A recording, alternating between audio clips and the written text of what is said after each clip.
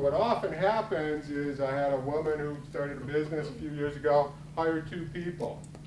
She did not make any personal money for the first 18 months. She was paying her employees because what happens?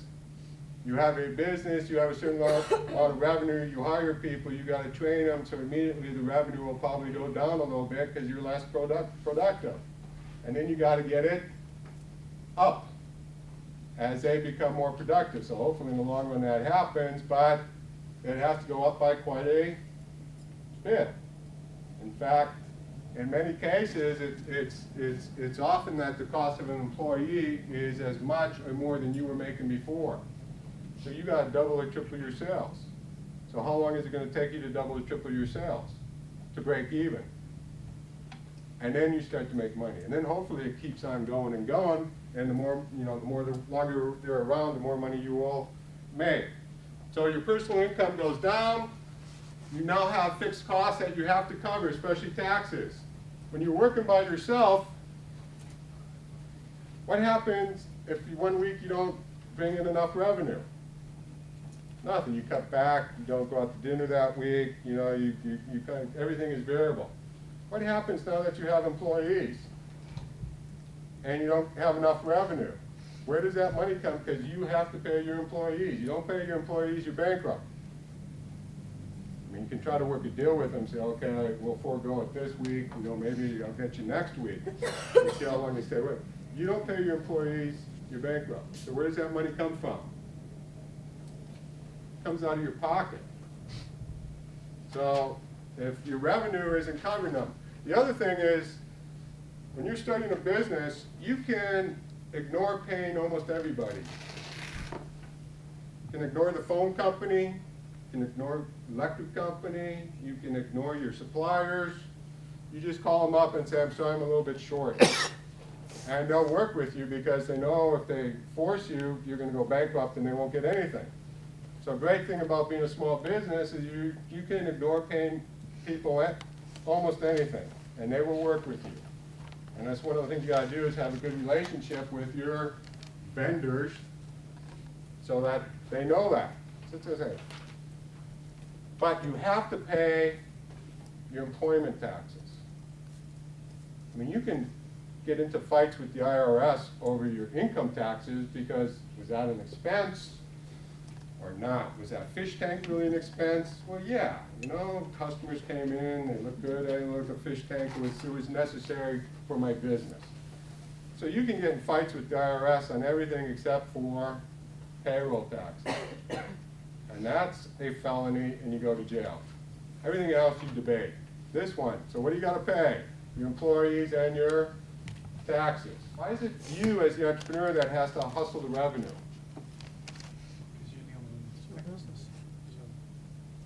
Well, what happens if you allow one of your employees to go out and hustle the revenue? You're the only one that's risking not to get paid. Anyway, since you're employees, you have to pay them at the end. Well, you have to pay them, but Hire salespeople. well, you can hire salespeople, but if you're a small business, you pay them on commission.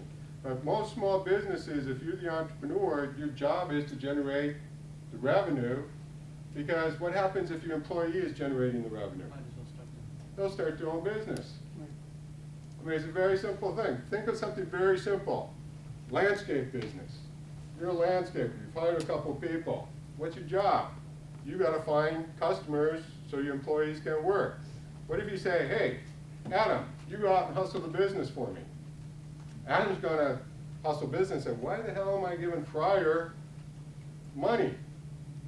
I'll start my own and hire these guys away and start my own business. So your job really becomes hustling to pay your employees. Here's a nice little thing, a nice little story. A man owned a small ranch in Texas. The Texas Wage and Hour Department claimed he was not paying proper wages to his help and sent an agent out to interview him. I need a list of your employees and how much you pay them, demanded the agent. Well, replied the rancher, there's my ranch hand who's been with me for 3 years. I pay him $600 a week plus free room and board. The cook has been here for 18 months, and I pay her $500 per week plus free room and board. Then there's the half-wit who works here about 18 hours every day and does about 90% of all the work around here. He makes $10 a week, and I buy him a bottle of bourbon every Saturday night. That's the guy I want to talk to, the half-wit, says the agent. That would be me, replied the rancher. That's what your life is going to be like until you get your business up to a certain size. So don't hire unless you have to. I mean, when you get to the point that you have the revenue, you have the business in hand, you have the customers, then you go out and hire. But I see lots of people started a business, they go out and hire somebody, and then they're sitting around twiddling their thumbs trying to get enough revenue to pay for these employees. And the other thing is you can always make money as a micro-squared entrepreneur. That's why so many people are doing it. So let's talk about making money as a micro-squared entrepreneur. In theory, what should happen? As your business gets bigger, you should make more money. That's the theory. It doesn't always happen. So if you take a look at, if you work for yourself, the real number you should take a look at is how much can you make versus being an employee for somebody else.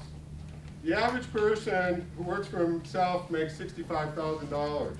The average person who's an employee makes $35,000. So a very simple thing is, do you want a job or do you want to work for yourself? On average, you should be able to make more money. And there's plenty of money in there to cover benefits or other stuff that you want. But one of the things you got to consider is, what do people have a tendency to do when they start their own businesses? They have a tendency to try to get paid for their labor. They do services. You can't make a lot of money upside if you're getting paid for services. Now, a typical thing that young entrepreneurs do is they start a service business. Well, how much money can you make? You can, typical person works 2,000 hours a year. 40 hours a week, 50 weeks a year. And you have a certain rate that you get paid for that work. And what sets that rate? The market sets that rate. So you can adjust it a little bit. You can say, well, I'm better than the other people out there, so I'm going to jack it up a little bit, but you can't jack it up a whole heck of a lot compared to everybody else.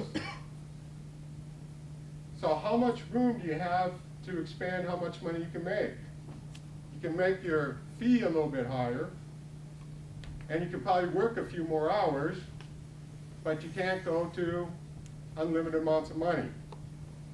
Well, there are two ways you, as a small business, and especially as a single person, can make a lot of money. One is as a coordinator, and the other is as a percent of the deal. You want to change your business model so that you're not doing the work, you're coordinating the work of other people. So a coordinator outsources everything. And so you act like a big company, but you haven't hired anybody. And that's what more and more businesses are doing now.